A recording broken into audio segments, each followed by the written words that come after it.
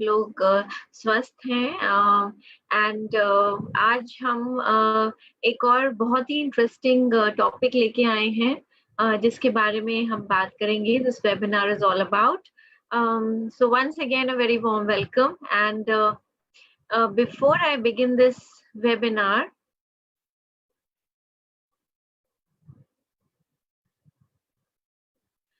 so before I begin this webinar, और जिस topic के बारे में आज हम बात कर रहे हैं उसके बारे में बताने से पहले, ये एक बहुत ही इंटरेस्टिंग कोट था जो मुझे बहुत रेलेवेंट लगा. I thought I should share it with you. और ये बोलता है that your health is an investment not an expense. हमारी जो सेहत है ये एक हमारा इन्वेस्टमेंट है, खर्चा नहीं है. हालांकि ये खर्चा बन सकता है अगर हम इस पे अभी इन्वेस्ट ना करें. और आज हम जिस विषय के बारे में बात करने वाले हैं, वो विषय इस पे बिल्कुल एप्लीकेबल है. वो एक ऐसा विषय है जिस पे समय रखते अगर ध्यान ना दिया जाए तो ये बहुत सारी बीमारियों का कारण बन सकता है. हम बात कर रहे हैं वेट मैनेजमेंट के बारे में, राइट.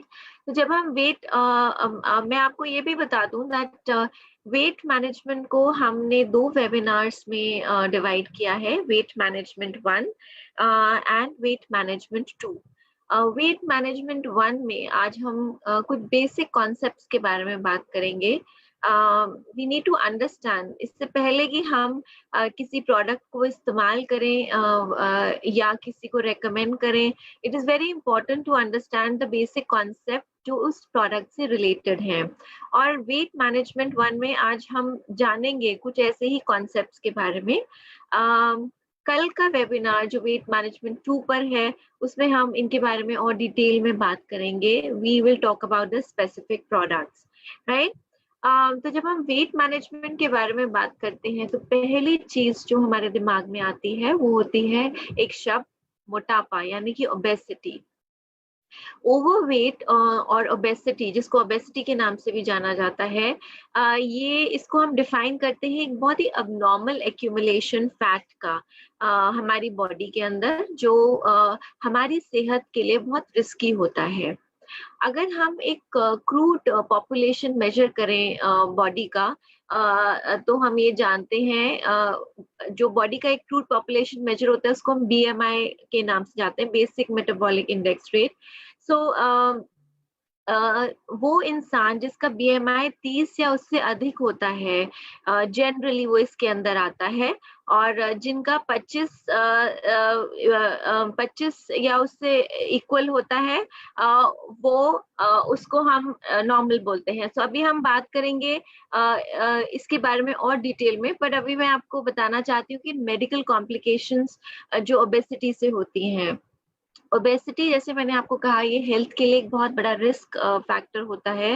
एंड इसकी बहुत सारी मेडिकल कॉम्प्लिकेशंस हो सकती हैं, जैसे कि पल्मोनरी डिजीजेस हो सकती हैं, ये हार्ट की प्रॉब्लम्स भी इसके कारण हो सकती हैं, फैटी लिवर हो सकता है, गॉल ब्लैडर से रिलेटेड इश्यूज हो सकते हैं, पेनक्रियाटिस हो सकती है, even to an extent arthritis और कैंसर जैसी बीमारियों का भी ये एक बहुत बड़ा कारण माना गया है. हम बात करते हैं भारत में जो बहुत बड़ी क्राइसिस ओबेसिटी की हो रही है उसके बारे में. भारत जो है ये आजकल एक फुल ब्रोन क्राइसिस से लड़ रहा है ओबेसिटी की, मोटापे की, और माना जाता है कि ये आने वाले समय में और भी ज्यादा वर्सन होगा. ग्लोबली 1.9 बिलियन अडल्ट्स हैं जो ओवरवेट माने जाते हैं, जिसमें से 650 मिलियन जो हैं वो ओबीज हैं. यानी कि अप्रोक्सीमेटली 2.8 मिलियन डेथ्स जो होती हैं वो रिपोर्ट की जाती हैं ओवरवेट की वजह से या ओबेसिटी की वजह से, क्योंकि इसके कारण बहुत सारी बीमारियां होती हैं which leads into this number, right. अगर हम भारतवर्ष के आंकड़ों की बात करें तो हम देखते हैं कि भारतवर्ष में 135 मिलियन से अधिक लोग हैं जो ओबेसिटी से अफेक्टेड हैं. और भारत में जो ओबेसिटी है उसकी प्रेवलेंस अलग अलग जगह अलग अलग कारणों से है. एज की वजह से, आपका जेंडर की वजह से, ज्योग्राफिकल एनवायरनमेंट एक बहुत बड़ा फैक्टर है, या आपका सोशियो इकोनॉमिक स्टेटस, ये सारी चीजें ओबेसिटी को इफेक्ट करती हैं, राइट। भारत में अब्डोमिनल ओबेसिटी जो होती है, यानी कि पेट पे जो मोटापा होता है, ये एक बहुत बड़ा कारण माना जाता है फॉर कार्डियोवैस्कुलर डिजीज, जिसको हम सीवीडी के नाम से भी जानते हैं। और बहुत सारी स्टडीज ने ये दिखाया है दैट ओबेसिटी की जो प्रेवलेंस है वो विमेन में अधिक है कंपेयर टू मेन।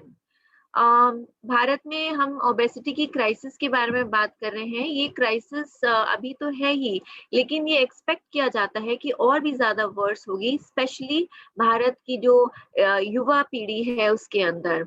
अगर हम आंकड़ों को देखें वर्ल्ड ओबेसिटी फेडरेशन के, तो ये दिखाते हैं दैट 2020 तक 150 मिलियन ओबीस बच्चे होंगे, और ये इंक्रीज होगा by 100 million in the next decade. यानी कि अगर हम भारत की बात करें तो भारत में 27 मिलियन से अधिक बच्चे जो हैं वो उस साल तक ओबीस होंगे, यानी कि 2020 तक ओबीस माने जाएंगे।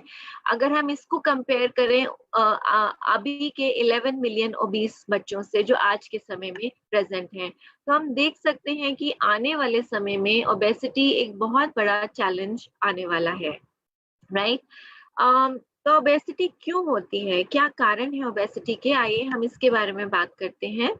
ओबेसिटी का एक बहुत कई कारण हैं, आज हम कुछ मेन प्रमुख कारणों के बारे में बात करेंगे। ओबेसिटी का एक बहुत बड़ा कारण हमारी जेनेटिक्स भी है, इसका एक बहुत ही स्ट्रॉन्ग जेनेटिक कंपोनेंट होता है।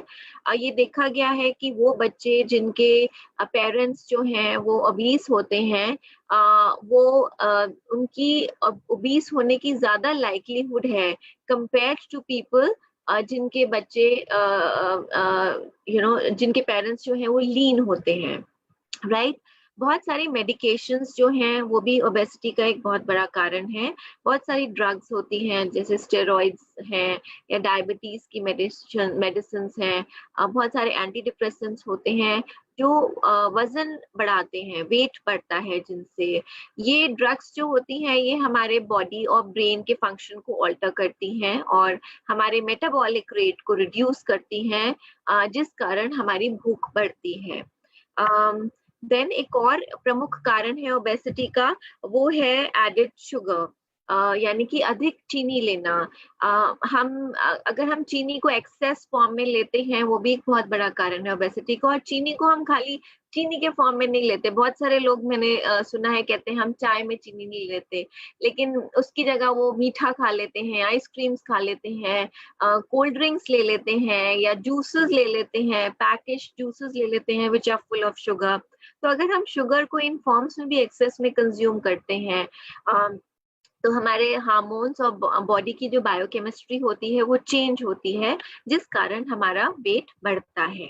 देन आज के भागदौड़ के जमाने में when we are catching up with the time, अभी के समय में नहीं पर इन जनरल मैं आपको बता रही हूँ, जंक फूड एक बहुत बड़ा कारण है। भाग दौड़ में आपको कुछ खाना है तो आपने कोई भी जंक फूड उठाया, and it's very addictive also. Junk food जो होता है वो बहुत हाई होता है फैट में, सॉल्ट में और शुगर में, और लोगों को ये ओबीस बनाता है। देन एक और बहुत बड़ा कारण ओबेसिटी का है, वो है स्ट्रेस। नॉर्मली देखा गया है जब हम स्ट्रेस्ड होते हैं, जब हम परेशान होते हैं, तो हम उन चीजों की तरफ बढ़ते हैं जो थोड़े फैटी होते हैं, जिनको हम कंफर्ट फूड के नाम से भी जानते हैं। ये क्या करता है कंफर्ट फूड, ये हमारे बॉडी का सेरोटोनिन लेवल जो होता है उसको बढ़ा देता है। सेरोटोनिन एक केमिकल होता है हमारी बॉडी के अंदर जो हमें एक अच्छा होने का एहसास देता है, अच्छा होने की फीलिंग देता है। स्ट्रेस जो होता है ये हमारी बॉडी में एक्सेस कोर्टिसोल रिलीज करता है, जो एक हार्मोन होता है जो मैनेज करता है फैट स्टोरेज को और एनर्जी यूज को ह्यूमन बॉडी के अंदर, राइट। तो कोर्टिसोल क्या करता है, क्योंकि जब हम होते हैं तो एक्सेस कोर्टिसोल रिलीज करता है, तो कोर्टिसोल जो है वो हमारी भूख को बढ़ाता है और हमारी जो क्रेविंग्स होती है फैटी चीजों की या शुगरी चीजों की उसको बढ़ाता है। इसीलिए आपने देखा होगा कि कभी आप अपसेट हैं, परेशान हैं, डिप्रेस्ड हैं या स्ट्रेस्ड हैं, तो आपका बहुत हाई फैट कंटेंट वाली चीजें खाने का मन करता है, और आप वो खाते हैं तो आप बहुत रिलैक्स्ड फील करते हैं बिकॉज ऑफ कॉर्टिसोल या बिकॉज सेरोटोनिन की वजह से, राइट? तो stress is a very big cause of obesity. Then एक और बहुत प्रमुख कारण है is lack of physical activity. तो आजकल हम जिस समय से निकल रहे हैं, this is one thing which we really need to take care of, यानी कि फिजिकल एक्टिविटी हमें बना के रखनी है, एक्टिव रहना है। जब हम एक्सेस कैलोरीज कंज्यूम करते हैं या हम नॉर्मल कैलोरीज भी आज के टाइम में ले रहे हैं, लेकिन हम कुछ भी नहीं कर रहे जिससे वो कैलोरीज बर्न हो, क्योंकि हम बाहर नहीं जा रहे हैं, हम घरों में बैठे हुए हैं। सो हम we are bound to gain weight, so we have to be very particular in terms of the calorie intake that we are taking. So lack of physical activity is another big cause. Then एक और बहुत बड़ा कारण obesity का होता है poor quality of sleep. जब आप स्लीप डिप्राइव्ड होते हो तो आपकी बॉडी के स्ट्रेस लेवल्स बढ़ते हैं, और जब आपके स्ट्रेस लेवल्स बढ़ते हैं तो आपका मन करता है कुछ फैटी खाने का, और जिसकी वजह से आप वेट गेन करते हैं। So you tend to eat more, आपकी बॉडी को एनर्जी चाहिए होती है, you tend to eat more and then you gain weight. So अच्छी नींद लेना एक is a very big factor if you really want to stay healthy. Then एक और बहुत बड़ा कॉज है वो है हार्मोनल इम्बैलेंस। बहुत सारे हार्मोन्स होते हैं बॉडी के अंदर, जैसे कि इंसुलिन है, एंड्रोजेंस है, एस्ट्रोजेंस है, लेप्टिन है, ग्रोथ हार्मोन है। इनका बहुत बड़ा इम्पैक्ट होता है हमारी एपिटाइट के ऊपर, हमारे मेटाबॉलिज्म के ऊपर और हमारे बॉडी फैट डिस्ट्रीब्यूशन के ऊपर। हार्मोनल इम्बैलेंस जो होता है, अगर हमारी बॉडी में हार्मोनल इम्बैलेंस होता है तो उससे क्या होता है, हमारी एपिटाइट बढ़ती है, हमारा मेटाबॉलिज्म डिक्रीज होता है। मेटाबॉलिज्म के बारे में हम अभी बात करेंगे, बट बेसिकली मेटाबॉलिज्म आपकी बॉडी की कैपेसिटी होती है फैट बर्न करने की। तो अगर आपका मेटाबॉलिक रेट कम होता है तो आपकी बॉडी जो एक्यूमुलेटेड फैट है उसको कम बर्न करती है, जो कंट्रीब्यूट करता है वेट गेन के लिए। So hormonal imbalance is also one big factor for that, right? अब हम बात करते हैं एक और इम्पोर्टेंट कॉज की, विच आर मेडिकल कंडीशन। सो बहुत सारी मेडिकल कंडीशंस होती हैं, जैसे कि थायराइड है, पीसीओएस है, जो कि एक बहुत बड़ा कारण होते हैं ओबेसिटी की। So there lot of hormonal changes that happen due to this medical condition, जिसकी वजह से मोटापा बढ़ता है। तो अब सिम्टम्स क्या होते हैं ओबेसिटी के? हम किसको कह सकते हैं कि ये व्यक्ति ओबीस है? सो ओबीस पर्सन क्या होता है, उसका एक बड़ा बॉडी का फ्रेम होता है, मोटे दिखते हैं, फटीग रहता है, हमेशा थकावट सी महसूस होती है, सांस फूलती है, थोड़ा बहुत भी फिजिकल एक्टिविटी करते हैं, ब्रेस्ट रीजन में एडिपोसिटी होती है, एक्सेस फैट एक्यूमुलेशन होता है, पेट बाहर निकला हुआ होता है, अपर आर्म्स और थाइज जो होते हैं बहुत फ्लैबी होते हैं, एक्सेस फैट होता है इनके अंदर।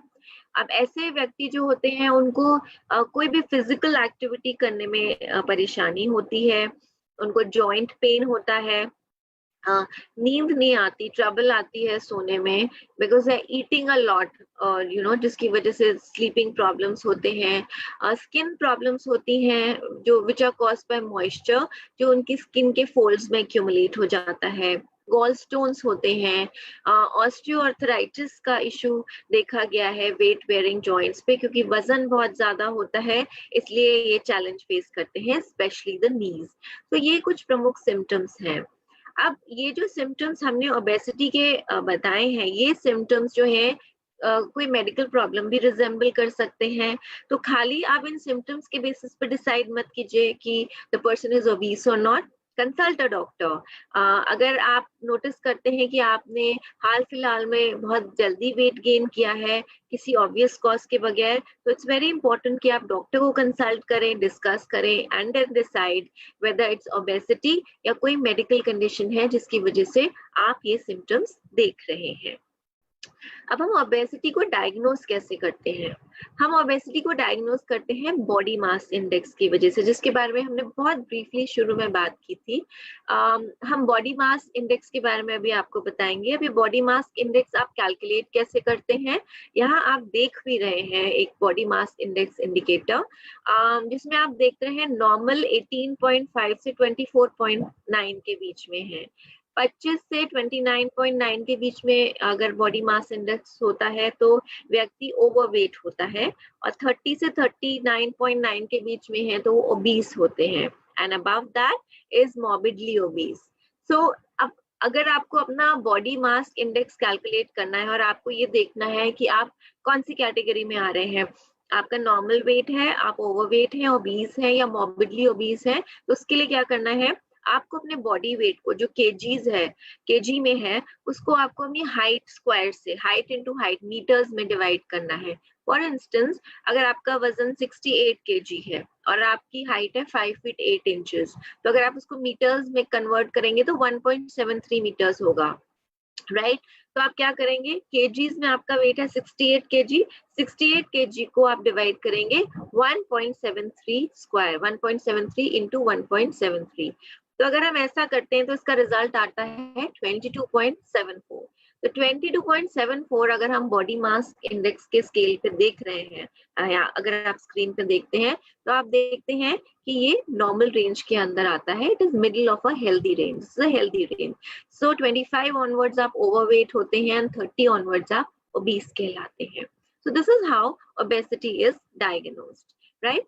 अब हम बात करते हैं वेट मैनेजमेंट की। ये तो हमने बात की ओबेसिटी की, ओबेसिटी के कॉजेज क्या हैं और आप अपनी ओबेसिटी को कैसे कैलकुलेट कर सकते हैं। Now we come to another important point which is हम अपने वेट को कैसे मैनेज कर सकते हैं। And as we just discussed कि करोड़ों लोग जो हैं वो बैटल कर रहे हैं, एक जंग लड़ रहे हैं अपने वेट को लूज करने की हर दिन, राइट। हेल्दी वेट होना सिर्फ देखने के लिए अच्छा नहीं होता, it is very important for health and overall wellbeing. क्योंकि हमने शुरू में देखा था कि अगर आप ओबीस होते हैं तो ये बहुत सारे मेडिकल कॉम्प्लिकेशंस क्रिएट करता है, और एब्डोमिनल फैट तो खास तौर से कार्डियोवैस्कुलर डिजीज का एक बहुत प्रमुख कारण होता है। तो इट्स वेरी इंपॉर्टेंट कि हमारी सेहत अच्छी हो और ओवरऑल वेलबींग अच्छा हो। और वेट मैनेजमेंट जिसके बारे में हम बात कर रहे हैं, ये बहुत सारे एस्पेक्ट्स को कवर करता है एक ऑप्टिमल वेट अटेन करने के लिए। और ये ऑप्टिमल वेट आप कैसे अटेन करते हैं, ऑप्टिमल वेट आप अटेन करते हैं हेल्दी लाइफस्टाइल से। सो हम सिर्फ वेट मैनेज करने की बात नहीं करेंगे, it's about sustaining that weight. और वो तब पॉसिबल होता है जब आप एक लाइफस्टाइल चेंज करते हैं, जिसके बारे में अभी हम बात करेंगे। सो वेट मैनेजमेंट क्यों, मैंने अभी आपको बताया वेट मैनेजमेंट इसलिए क्योंकि ओवरवेट अगर आप होते हैं तो ये बहुत बड़ा रिस्क प्रेजेंट करता है हेल्थ कंडीशंस का, जैसे कि heart problems, high blood pressure या टाइप 2 डायबिटीज। साथ ही साथ कुछ types of cancer, joint diseases, even respiratory and breathing problems. That's why it's very important कि हम अपने वेट को मैनेज करके रखें। अब जब हम वेट मैनेजमेंट की बात करते हैं तो हम थोड़ा सा ओवरवेल्म हो जाते हैं, हम थोड़ा सा डर जाते हैं, हमें लगता है कि हमें अपने डाइट को बहुत कंट्रोल करना पड़ेगा। अभी हम मैनेज कर रहे हैं लेकिन बाद में फिर वेट बढ़ जाएगा, इसीलिए that's why I was saying that weight management is about a lifestyle change, right. तो एक अच्छा वेट मैनेजमेंट प्रोग्राम है वो कैसा होना चाहिए, एक अच्छा वेट मैनेजमेंट प्रोग्राम टेस्ट में अच्छा होना चाहिए, जो आप ले सकें, आसानी से आप इसको फॉलो कर सकें, ऐसा होना चाहिए। आपके एनर्जी लेवल्स को जो बूस्ट कर सके, आप उस वेट मैनेजमेंट प्रोग्राम को फॉलो करके लो ऑन एनर्जी ना महसूस करें, हाई ऑन एनर्जी महसूस करें। और साथ ही साथ अगर आपकी बॉडी पे एक्स्ट्रा किलोज हैं, यानी कि अधिक वजन है, आप उसको नॉक डाउन कर सके, आप उसको कम कर सके। तो ये सारी चीजें एक अच्छे वेट मैनेजमेंट प्रोग्राम में होनी चाहिए, राइट। लेकिन हम वेट मैनेजमेंट के बारे में और बात करने से पहले कुछ बेसिक चीजों के बारे में बात करते हैं, फंडामेंटल्स के बारे में बात करते हैं वेट मैनेजमेंट की, क्योंकि हर व्यक्ति डिफरेंट होता है। तो हर व्यक्ति सेम स्टिमुलस को डिफरेंट तरीके से रिएक्ट करता है, हर व्यक्ति की बॉडी कॉम्पोजिशन डिफरेंट होती है।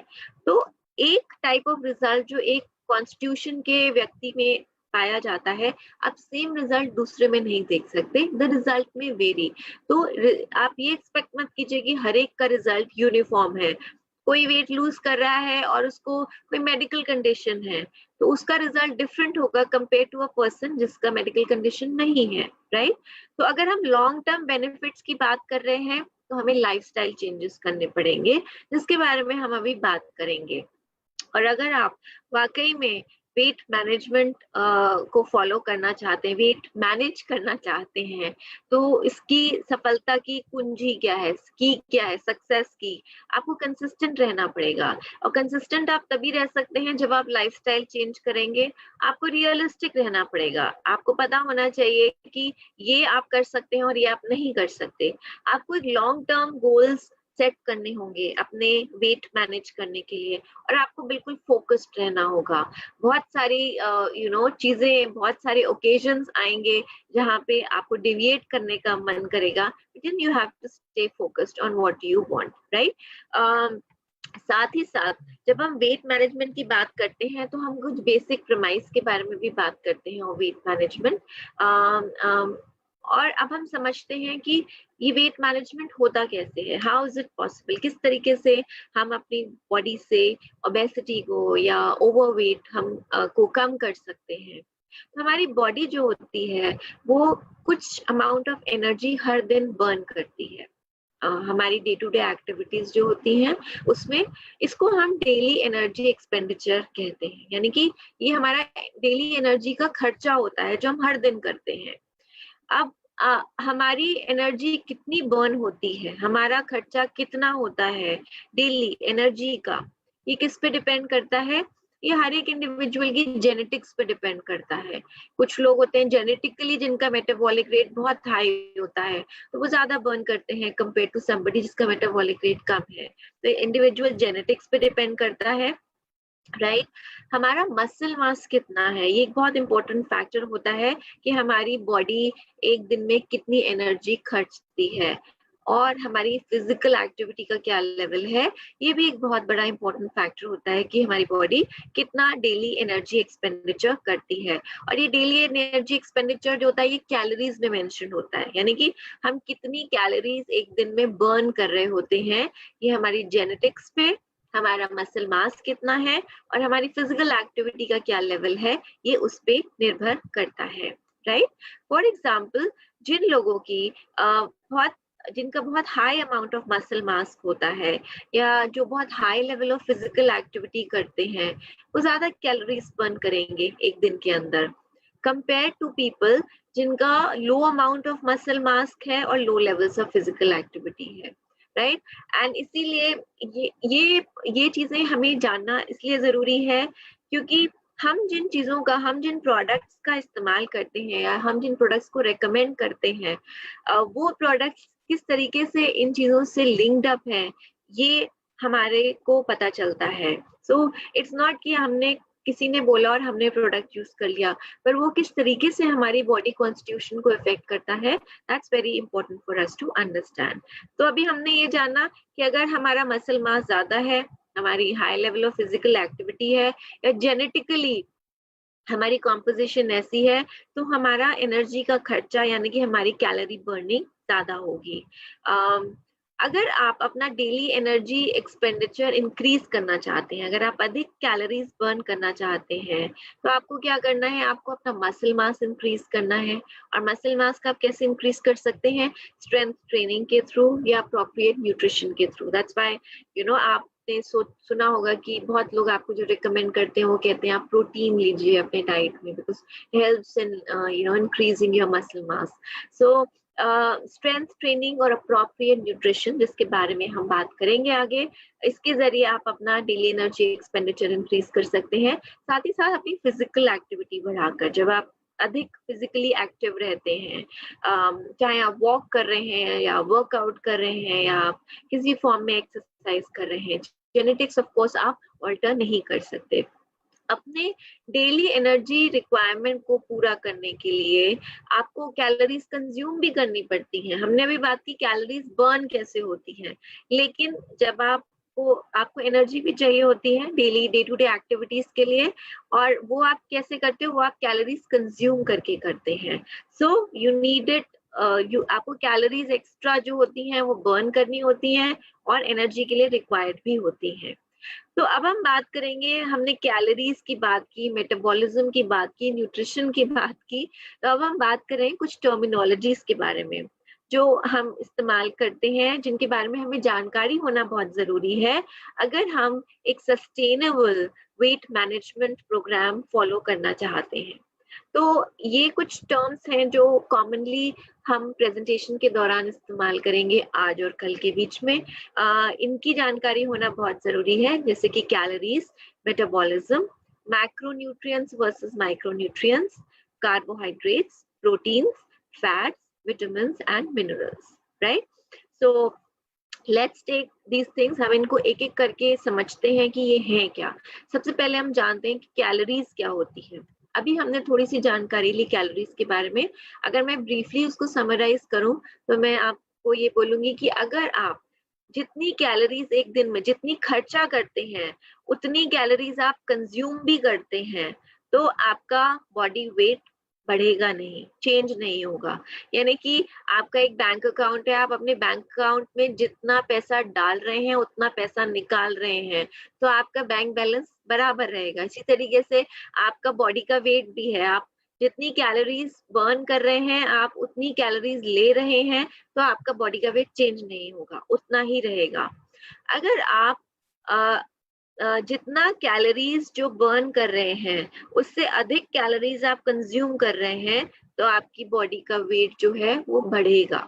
आप बर्न कम कर रहे हैं और कंज्यूम ज्यादा कर रहे हैं, सो वेट विल इंक्रीज। लेकिन अगर आप कैलोरीज कम कंज्यूम कर रहे हैं और बर्न ज्यादा कर रहे हैं, तो आपका बॉडी का वेट डिक्रीज होगा। Just like your bank account का, जैसे मैंने आपको एग्जांपल दिया कि अगर आप खर्चा ज्यादा कर रहे हैं और आपका बैलेंस जो है वो कम होता चला जाएगा जितना आप डिपॉजिट कर रहे हैं। इसी तरीके से आपकी बॉडी के साथ भी होता है, अगर आप खर्चा कम कर रहे हैं और डिपॉजिट ज्यादा कर रहे हैं तो आपका बैंक बैलेंस बढ़ेगा, राइट? सो वेट लॉस तब होता है जब जितनी आपको रिक्वायरमेंट होती है आप उससे कम कैलोरीज को बर्न करते हैं और कंज्यूम करते हैं, right? So weight loss occurs when you consume fewer calories. आपने कम कैलोरीज कंज्यूम की, आपने बर्न ज्यादा की, जिसकी वजह से आपकी बॉडी का फैट टिश्यू जो होता है वो बर्न होता है। तो फैट टिश्यू जो होता है वो ब्रेक डाउन हो जाता है, बर्न होता है, क्योंकि आपने कैलोरीज कम ली हैं, आपकी बॉडी को एनर्जी चाहिए और वो एनर्जी फैट टिश्यू के मेटाबोलाइज होने से, ब्रेक डाउन होने से बॉडी को मिलती है। हम एक एग्जांपल के तौर पे देखते हैं, हरी है, उसने 2500 कैलोरी बर्न की, हर दिन बर्न करता है। हरी वेट कब लूज करेगा? क्या हरी वेट लूज करेगा अगर वो 2500 कैलोरी खा भी रहा है, इतना इनटेक भी ले रहा है? हरी वेट तब लूज करेगा जब वो 2500 कैलोरी से कम इनटेक लेता है, राइट? सो अगर हरी कंज्यूम 2500 कैलोरी कर रहा है और हरी खाता है 2250 कैलोरीज, तो 250 कैलोरी का डेफिसिट होता है in relation to the amount of energy जो हरी बर्न करता है। 2500 कैलोरी की एनर्जी बर्न कर रहा है लेकिन खा रहा है 2250 कैलोरीज, 250 कैलोरी का डेफिसिट हुआ। तभी 250 कैलोरी कहाँ से आएगी? 250 कैलोरी हमारा फैट टिश्यू बर्न होने से आती है, along with other energy stores जो हमारी बॉडी में होते हैं। सो जो मेटाबोलाइजिंग होता है, ब्रेकिंग डाउन होता है फैट टिश्यू का, ये एनर्जी रिलीज करता है हमारी बॉडी को अपनी डे टू डे एनर्जी की रिक्वायरमेंट्स को प्रोड्यूस करने के लिए। क्योंकि बॉडी बाहर के एनवायरनमेंट से नहीं खा रही है, इसलिए बॉडी अपने इंटरनल एनवायरनमेंट को इसे ईट करती है, जो फैट बर्न करके होता है। एंड दैट्स हाउ आप अपना वेट लूज करते हैं, right? Then we come to another important term which is metabolism. ये एक बहुत ही इंपॉर्टेंट टर्म है, ये हम शुरू में भी कई बार यूज कर चुके हैं, मैंने आपको ब्रीफली इसको एक्सप्लेन भी किया था। मेटाबॉलिज्म क्या होता है? मेटाबॉलिज्म वो रेट होता है जिसमें आपकी बॉडी कैलोरीज को बर्न करती है, यानी कि आपकी कैलोरी बर्निंग कैपेसिटी शरीर की कितनी है वो मेटाबॉलिज्म से पता चलती है। ये इम्पोर्टेंट क्यों है? ये इम्पोर्टेंट इसलिए है कि अगर कैलोरीज बर्न नहीं होंगी तो बॉडी उसको एनर्जी के या टिश्यूज को रिपेयर करने के लिए यूज नहीं कर पाएगी और वो हमारे बॉडी में फैट के फॉर्म में स्टोर हो जाएंगी। तो इट्स वेरी इंपॉर्टेंट कि हम अपने मेटाबॉलिक रेट को हमेशा एक्टिवेटेड रखें, मेटाबॉलिक रेट हमारा अच्छा हो। अगर ऐसा होगा तो हमारी बॉडी जो है वो एक्सेस फैट जो होगा उसको नहीं तो स्टोर कर लेगी, राइट? और हमारी बॉडी जब हम मेटाबॉलिक रेट की बात करते हैं तो 2 टाइप्स ऑफ मेटाबॉलिक रेट होते हैं, बेसल मेटाबॉलिक रेट और active metabolic rate. Basic metabolic rate जो होता है ये हमारी बॉडीज के लिए होता है, it's for our bodies to function correctly on a daily basis. Even जब हम सो रहे होते हैं हमें इसको फ्यूल करने की जरूरत होती है। We are burning calories even when we are sleeping, right?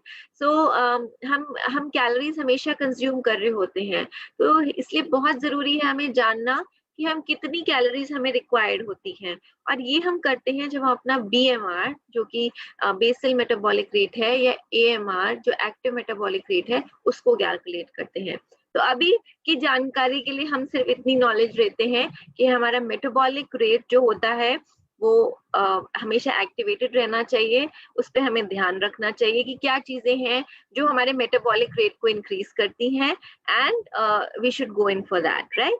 अब हम नेक्स्ट कॉन्सेप्ट के बारे में बात करेंगे, टर्मिनोलॉजी की बात करेंगे, which is very very important. क्योंकि हमने बात की थी कि अगर आप वेट को मैनेज करना चाहते हैं तो इट्स अबाउट लाइफस्टाइल चेंज। और लाइफस्टाइल चेंज की जब हम बात करते हैं तो हम डे टू डे एक्टिविटीज के साथ साथ हम न्यूट्रिशन के बारे में भी बात करते हैं।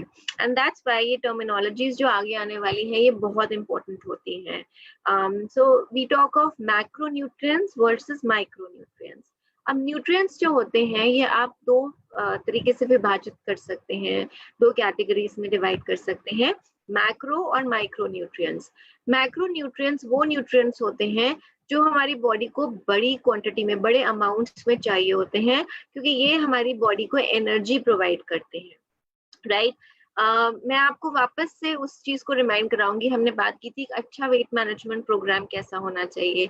एक अच्छा वेट मैनेजमेंट प्रोग्राम ऐसा होना चाहिए, हमने बोला था, जहाँ पे आप एनर्जेटिक फील करें, एनर्जी लॉस ना फील करें, राइट? हमें से बहुत सारे लोग अलग अलग तरीके के वेट मैनेजमेंट प्रोग्राम्स को ट्राई करते हैं, लूज करते हैं, वो यो डाइट्स होती है, and then we again get back.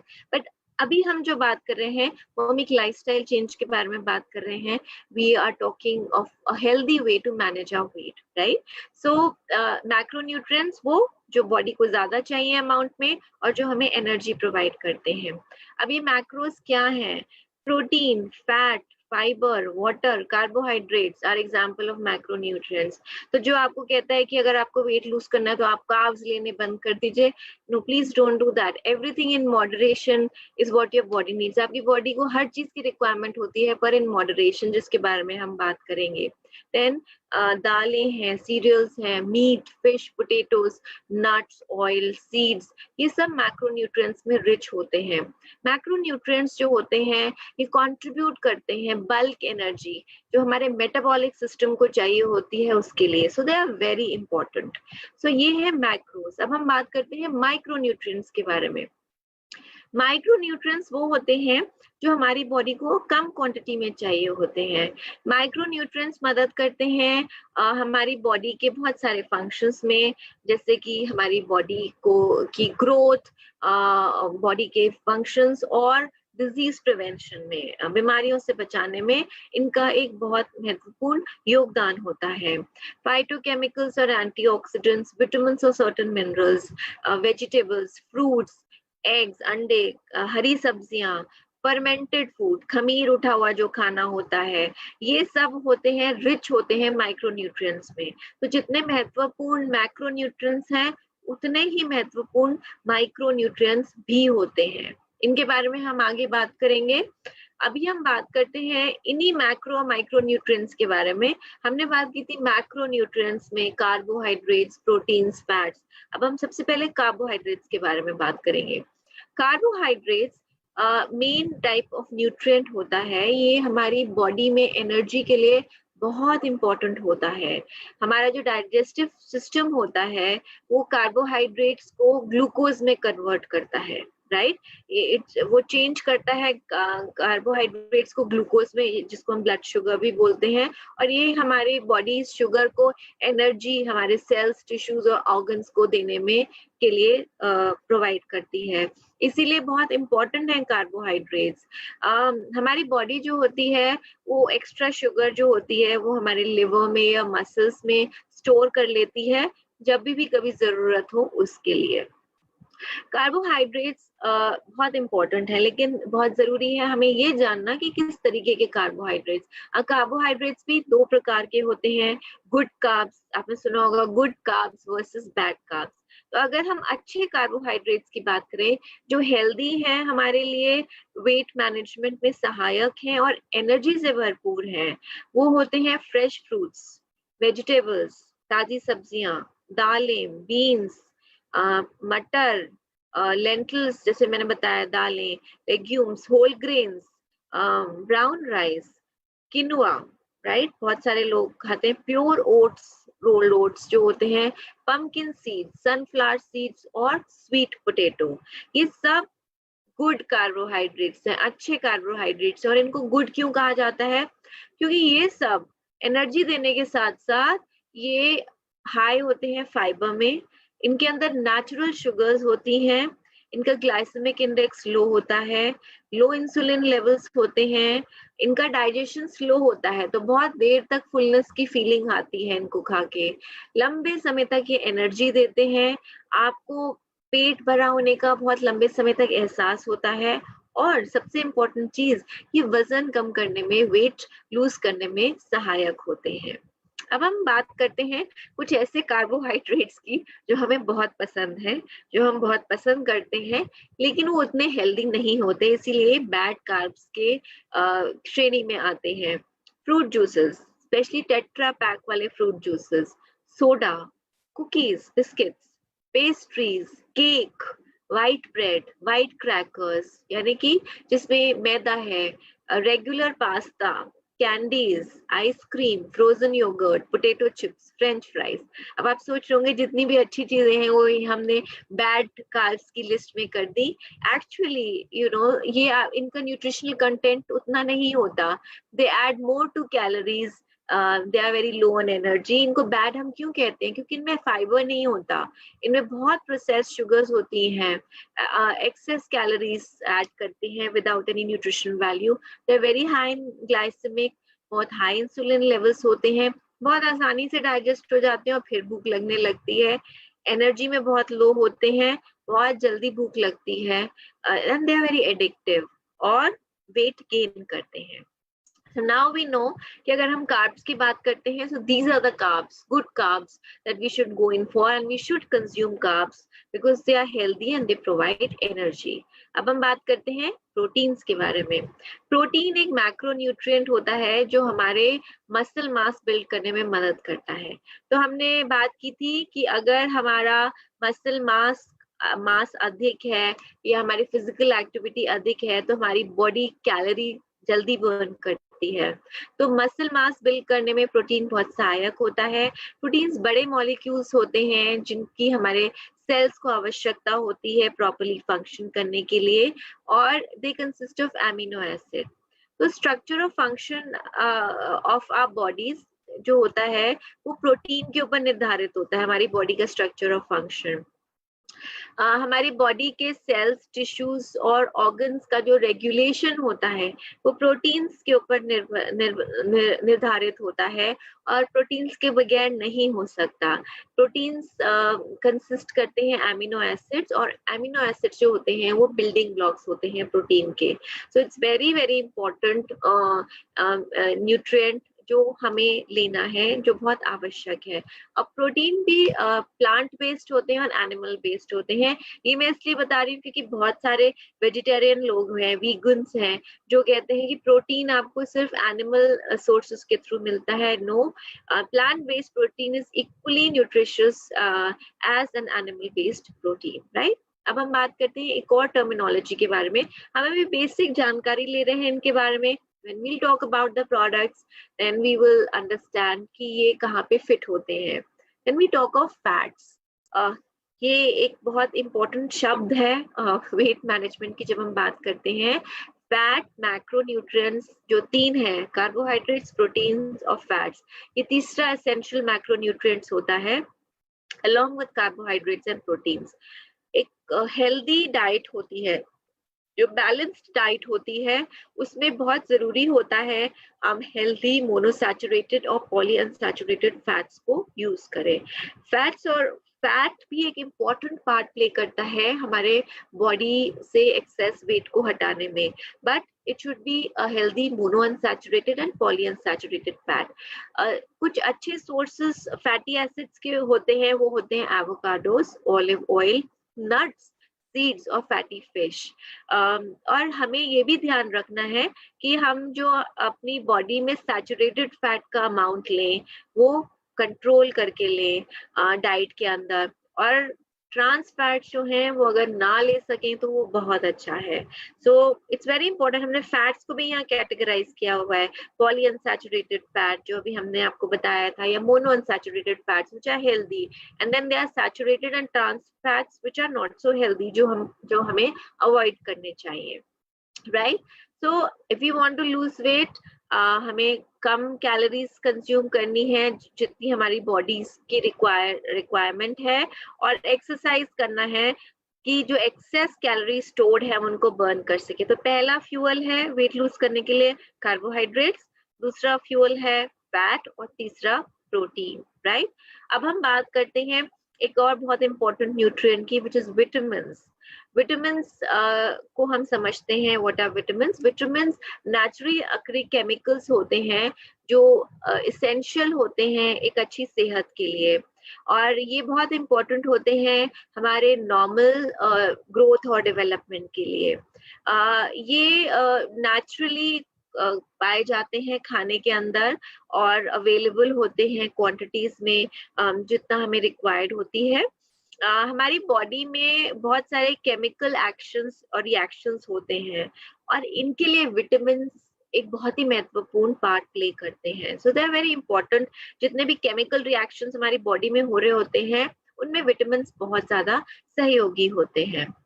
Vitamins energies नहीं प्रोवाइड करते, बट ये रेगुलेटर की तरह काम करते हैं सिस्टम्स के साथ। हमारी बॉडी के सिस्टम्स को ये रेगुलेट करने में मदद करते हैं, वो सिस्टम्स जो एनर्जी रिलीज करते हैं। सो विटामिन्स इन्वॉल्व होते हैं हमारी बॉडी की बिल्डिंग में, रिपेयरिंग में, और हमारे हेल्दी मेंटेन करने में हेल्दी सेल्स और टिश्यूज को। एंटीऑक्सीडेंट विटामिन्स जो होते हैं ये हमारे शरीर को, बॉडी के सेल्स को और बॉडी के सिस्टम को डैमेज से और डिजीज से बचाते हैं, right? So this was about vitamin. So it's very important कि इसका भी हम कंजम्पशन लें। Then we come to another important thing which is minerals. जब हम मिनरल्स की बात करते हैं, मिनरल्स रिक्वायर्ड होते हैं नॉर्मल एंजाइम और सेल्यूलर एक्टिविटी के लिए, and for the function and composition of body tissues, fluids, bone, blood and skin. So हमारी बॉडी के टिश्यू के फंक्शन के लिए, फ्लूइड, बोन, ब्लड और स्किन, इन सब के लिए मिनरल्स का बहुत ही इंपॉर्टेंट पार्ट होता है। मिनरल्स भी मैक्रो माइक्रो मिनरल्स होते हैं। मैक्रो मिनरल्स जो होते हैं उनको हम 100 मिलीग्राम पर डे हमें लेना चाहिए, और माइक्रो मिनरल्स जिनको हम ट्रेस मिनरल्स के नाम से भी जानते हैं उसकी भी आवश्यकता होती है हमारे शरीर को, और इसको हमें less than 100 milligrams per day लेना चाहिए। So that's about minerals. And then we talk about another very important thing जो हम बहुत सुनते हैं शब्द, जिसका नाम है एंटीऑक्सीडेंट। एंटीऑक्सीडेंट्स जो होते हैं ये हमारे शरीर में सेल्स के स्लो डैमेज को से प्रोटेक्ट करते हैं। ये एक सुरक्षा कवच की तरह काम करते हैं। अगर मैं आपको हिंदी में इसको एक्सप्लेन करूं, सो हम जिस एनवायरनमेंट में रहते हैं उसमें बहुत सारे फ्री रेडिकल्स होते हैं। फ्री रेडिकल्स वो चीजें होती हैं जो हमारे शरीर को नुकसान पहुंचाती हैं। वेस्ट सब्सटेंसेस होते हैं which are produced by cells trusted source. जब हम बॉडी में फूड प्रोसेस करते हैं और जब बॉडी एनवायरनमेंट पे रिएक्ट करती है तो ये वेस्ट सब्सटेंसेस जो हमारी बॉडी को हार्म करते हैं। तो एंटीऑक्सीडेंट्स एक सुरक्षा कवच की तरह होते हैं जो हमारी बॉडी को फ्री रेडिकल से प्रिवेंट करते हैं। एंटीऑक्सीडेंट्स फ्री रेडिकल्स का जो इफेक्ट होता है, दुष्प्रभाव जो होता है हमारी बॉडीज के ऊपर, उसको न्यूट्रलाइज करते हैं और हमारी ओवरऑल हेल्थ को, सेहत को इम्प्रूव करते हैं। फ्री रेडिकल्स जो होते हैं ये हमारी बॉडी में टिश्यू डैमेज कर सकते हैं, पर एंटीऑक्सीडेंट्स एक ब्लॉक की तरह होते हैं और ये हमारे को प्रोवाइड करते हैं, इन सबको प्रोसेस करते हैं, प्रोवाइड करते हैं विटामिन ए, सी और ई, मिनरल्स जैसे कि सेलेनियम, जिंक, मैग्नीज और कॉपर, और antioxidant as I mention above, ये फ्री रेडिकल्स के जो इफेक्ट्स होते हैं, इल इफेक्ट्स होते हैं, दुष्प्रभाव होते हैं, उनको न्यूट्रलाइज करके हमारी बॉडी की ओवरऑल हेल्थ जो होता है उसमें बढ़ावा करते हैं, इजाफा करते हैं, उसको बूस्ट करते हैं। और जब हम एंटीऑक्सीडेंट की बात करते हैं तो ये रेनबो कलर्ड फूड है जो रिच होते हैं एंटीऑक्सीडेंट्स के अंदर, जैसे कि कलरफुल फूड हम कई बार सुनते हैं अपने खाने में लीजिए, broccoli, carrots, peppers, apricot, nuts and seed, whole grains, vegetable oils, ये these are very rich in antioxidants. So अगर हम बात करें कि क्या की है of healthy well balanced diet, the key to be healthy well balanced is well balanced diet और regular exercise. तो अच्छा खाना, nutritious खाना, balanced खाना और regular exercise करना, वो बहुत जरूरी है। तो अभी हमने बात की न्यूट्रिशन की, हमने बात की मैक्रो माइक्रो न्यूट्रिएंट्स की, और अब हम बात करते हैं कि क्यों इम्पोर्टेंट है एक्सरसाइज। साथ में हमने शुरू में बात की थी कि किस तरीके से हमारा मसल मास हमें बढ़ाना है अगर कैलोरीज को बर्न करना है और फिजिकल एक्टिविटी इंक्रीज करनी है। तो रेगुलर एक्सरसाइज एक बेस्ट चीज है जो आप कर सकते हैं अपनी हेल्थ के लिए। क्या क्या कर सकती है रेगुलर एक्सरसाइज? ये हमारे बॉडी के एक्सेस फैट को बर्न करती है, ये हमारी बॉडी, हमारा लाइफ स्पैन इंक्रीज करती है, हमारी बॉडी में ऑक्सीजनेशन को इम्प्रूव करती है, हमारे मसल्स को स्ट्रेंथन करती है। बहुत लोग जो कई बार बोलते हैं बॉडी पेन्स के बारे में, अगर आप रेगुलरली एक्सरसाइज करेंगे तो ये पेन्स को मैनेज करती है, बीमारियों को दूर भगाती है, डायबिटीज के रिस्क को कम करती है, हार्ट को स्ट्रेंथन करती है, हमारी मोबिलिटी को बढ़ाती है, हम हमेशा एक्टिव रहते हैं, एंड बहुत सारे अधिक बेनिफिट्स जो आप देखते हैं अगर आप रेगुलर एक्सरसाइज करते हैं। और आज के समय में जब हम घर पे बैठे हैं तो किसी ना किसी फॉर्म में, चाहे आप घर में योगा करें, आप प्राणायाम करें, या किसी भी फॉर्म में एक्सरसाइज करना बहुत जरूरी है। It's very important to stay fit, right? So forever में हम कहते हैं कि आपको मौका मिलता है खूबसूरत दिखने का और खूबसूरत महसूस करने का, to look better and to feel better. चाहे आप अपना वेट लूज करना चाहते हैं या आप एडवांस न्यूट्रिशन की बेनिफिट्स को अवेल करना चाहते हैं, या आप अपना एक अच्छा एक्सरसाइज रूटीन फॉलो करना चाहते हैं, फॉरएवर में we have a fit program जो आपको देता है इन सारी चीजें जो आप चाहते हैं। यानी कि हम फॉरएवर फिट को कहते हैं कि फॉरएवर फिट एक बहुत अच्छी जर्नी की शुरुआत है, सफर की शुरुआत है जो आप फॉरएवर के साथ करते हैं। अभी हमने जनरल वेट मैनेजमेंट के बारे में, वेट मैनेजमेंट टर्मिनोलॉजी के बारे में बात किया। This is weight management part 1, जो बहुत आवश्यक है हमें जानना अगर हम एक सस्टेन्ड वेट मैनेज करना चाहते हैं। और अब हम आगे बात करेंगे about what Forever has to offer to you. Forever में हम कैसे आपको सपोर्ट करते हैं, सहयोग करते हैं for a healthy weight. So it's your time to shine. ये हमने वेट मैनेजमेंट 1 में बेसिक कॉन्सेप्ट्स कवर किए हैं। कल मैं आपको दोबारा मिलूंगी, हम वेट मैनेजमेंट 2 के बारे में बात करेंगे, एंड वेट मैनेजमेंट 2 में हम देखेंगे कि आप फॉरएवर लिविंग के साथ कैसे अपने वेट को मैनेज कर सकते हैं with the incredible products that Forever Living has to offer to you. So stay tuned tomorrow at 11:30 AM for Weight Management 2. And जाते जाते मैं आपको यही बोलना चाहूंगी that हर दिन आपके पास चांस है to get stronger, to eat better, to live healthier, and to be the best version of you. So it's your time to shine. Be strong, better, healthier, and be the best version of you. With this note, आज के session को हम यहीं पे खत्म करते हैं. Thank you so much, and I'll see you tomorrow at 11:30 and 11:30 AM in the morning. और 11:30 AM पे हम बात करेंगे about weight management 2. And we'll see that how we can lose weight together. So I wish you all the best. Have a good day and see you tomorrow at 11:30. Bye bye.